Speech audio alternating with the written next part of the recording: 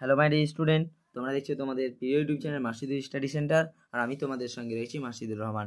আজকের শুভ সন্ধ্যার ক্লাসে তোমাদের প্রত্যেকে জানাই ওয়েলকাম মাই ডিয়ার স্টুডেন্ট। আজকে আমরা আলোচনা করব ক্লাস 6-এর ম্যাথ। নিজে করি 6.5, এই নাম্বার হচ্ছে 85। ওকে, দেখো নাম্বার 1-এ আছে, আমি অঙ্কগুলো আগেই লিখে নিয়েছি যাতে কম তাড়াতাড়ি হয়ে যায়। দেখো এখানে আমাদের কত আছে, 7/8 ডিভাইডেড 21/5। ঠিক আছে, তাহলে আমরা কি করব দেখো তো। আমরা যখন এরকম টাইপের ভগ্নাংশ থাকবে আর ভাগ থাকবে, তখন আমরা প্রথম যে সংখ্যাটা থাকবে সেটা লিখে নিব এবং ভাগ উঠিয়ে ভাগের পরিবর্তে কি করব, আমরা গুণ করব।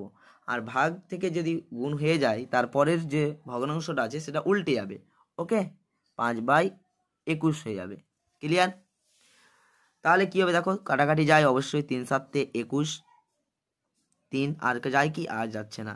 তাহলে দেখো কত হয়, 5/3 8 24। তাহলে এটা কি মিশ্র ভগ্নাংশে পরিণত করা যায়? না, এটা হচ্ছে প্রকৃত ভগ্নাংশ। প্রকৃত ভগ্নাংশের লব ছোট হয়, হর বড় হয়। অপ্রকৃত ভগ্নাংশের লব বড় হয়, হর ছোট হয়। ক্লিয়ার? বুঝা গেল? এবার তারপরে দেখো কত আছে এখানে, 3/28 ভাগ 9/7। তাহলে সেম আমরা একই সিস্টেম করব। প্রথমে যেটা ভগ্নাংশ আছে সেটা লিখে দিব আমরা, ডিভাইডেড মানে ভাগ আছে, তাহলে কি হয়ে যাবে, গুণ হয়ে যাবে। আর গুণ হলে কি হয়ে যাবে, সংখ্যাটা উল্টে যাবে, 7/9। ওকে, দেখো 3 3 9, আর কাটাকাটি যায় অবশ্যই যায়। দেখো 4 7 28, 4 7 28। তাহলে দেখো ওপরে কিছু আছে কি, কিছু নেই, সব কেটে গেছে। তাহলে এখানে কি আছে, গুণ আছে, তাহলে এখানে 1 কিছু নেই, মানে 1 এখানে 1।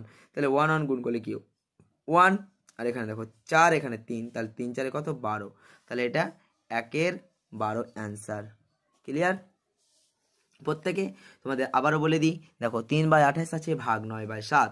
তাহলে এরকম টাইপ যদি থাকে, মিডিল যদি ভাগ থাকে তাহলে, আর পরের সংখ্যাটা যদি ভগ্নাংশ আকারে থাকে, তাহলে সেটা কি হয়ে যায়, গুণ হয়ে যাবে এবং সংখ্যাটা উল্টে যাবে।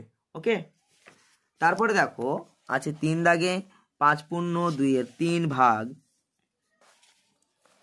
আমি লিখে নিচ্ছি। দেখো 3 দাগ, 5/2 ডিভাইডেড কত, 1/6। তাহলে এখানে আমরা লিখবো, দেখো আগে পূর্ণটা ভেঙে নেব। দেখো মিশ্র ভগ্নাংশ আছে, আমরা অপ্রকৃত ভগ্নাংশ করব, পরিণত করব। 3 5 15 আর 1 2 কত হলো, 17। 17/3 ভাগ কত, 1/6। দেখো আমরা এখানে 17/3 কেন করলাম, কি কোন ভগ্নাংশ হলো এটা বলো তো। এটা হয়ে গেল আমাদের অপ্রকৃত ভগ্নাংশ।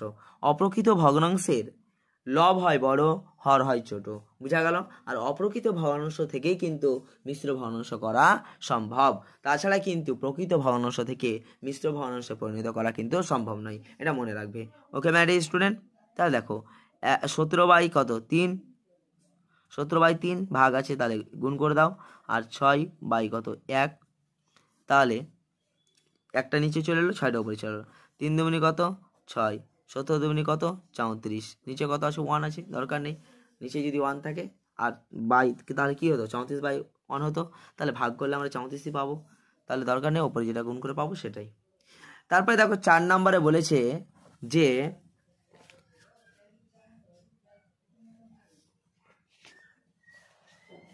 নিজে 2টি প্রকৃত ভগ্নাংশ বসাই, নিজে 2টি প্রকৃত ভগ্নাংশ বসাই বলে। তাহলে আমরা দেখো dash by dash divided dash by dash. এখানে দেখো প্রকৃত ভগ্নাংশ বসাতে বলেছে। বুঝা গেল ব্যাপারটা? তাই তোমাদেরকে আমি একটু হিন্স দিয়ে দিই। দেখো প্রকৃত ভগ্নাংশটা কেমন হবে।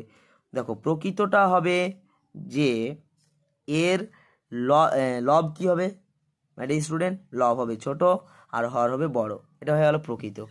অপ্রকৃত কোনটা স্যার? অপ্রকৃত হচ্ছে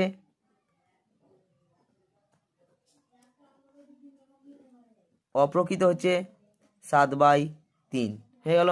এবার মিশ্র কোনটা ভগ্নাংশ? মিশ্র ভগ্নাংশ উদাহরণ, মিশ্র ভগ্নাংশ হচ্ছে তোমার এটাই যে 7/3 পেলাম, এটাকে যদি ডিভাইডেড করি, দেখো 3 দুগুণে কত হয়, 6 হয়।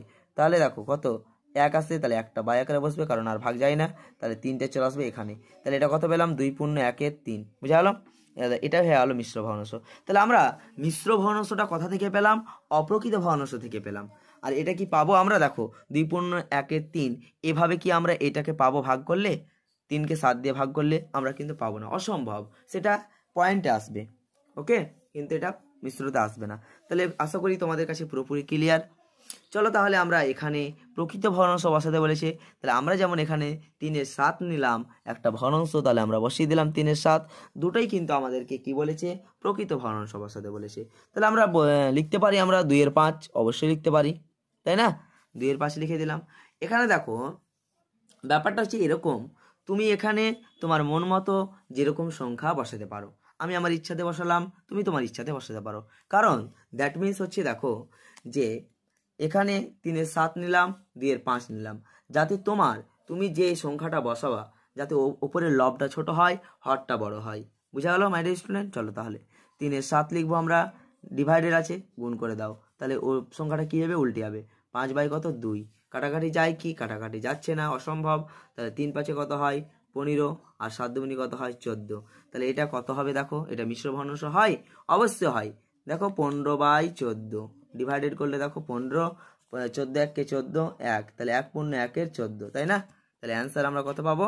1 পূর্ণ 1-এর 14। ক্লিয়ার ব্যাপারটা? বুঝা গেল? দেখো 14 1-এ 14, 5 থেকে 4 গেলে 1, তাহলে 1 পূর্ণ, যেটা ভাগশেষ যেটা থাকবে, যদি ভাজকের থেকে ভাগশেষ এই ছোট হয়ে যায় সেটা ওপরে লব আকারে বসবে, আর ভাজকটা বসে যাবে তোমার হর আকারে। ক্লিয়ার ব্যাপারটা? বুঝা গেল? দেখো আর একটু তোমাদের ধারণাটা ক্লিয়ার করে দিই। দেখো আমি যদি এটা 15/15কে 14 দিয়ে ভাগ করবো, দেখো 15 1-কে 15 এলো না, সরি 14 1-কে 14, ওকে, 5 থেকে 4 গেলে 1। এবার দেখো 1-কে কি 14 দিয়ে ভাগ যায় না। তাহলে আমরা যখন দেখবো এটা কি, এটা ভাজক, এটা ভাজ্য, এটা ভাগফল ভাগশেষ, তাহলে ভাজকের থেকে ভাগশেষ যদি ছোট হয়, তাহলে এই ভাজকটা বাই আকারে লবে বসবে, লবে বসবে, আর এই ভাজকটা ভাগশেষটা লবে বসবে, আর এই ভাগশেষটা হর আকারে বসবে। ওকে, আশা করি বুঝাতে পারলাম। চলো আজকে এই পর্যন্ত, দেখা হবে নেক্সট ক্লাসে। আর ক্লাসটি ভালো লাগলে অবশ্যই চ্যানেলটি সাবস্ক্রাইব করে দেবে এবং বেল আইকনটি বাজিয়ে দেবে, তাহলে তুমি সবার আগে ক্লাস পেয়ে যাবে। ওকে, ভালো থাকবে, সুস্থ থাকবে এবং চ্যানেলটি তোমার বন্ধুদের মধ্যে শেয়ার করে দেবে। ওকে, বেস্ট অফ লাক।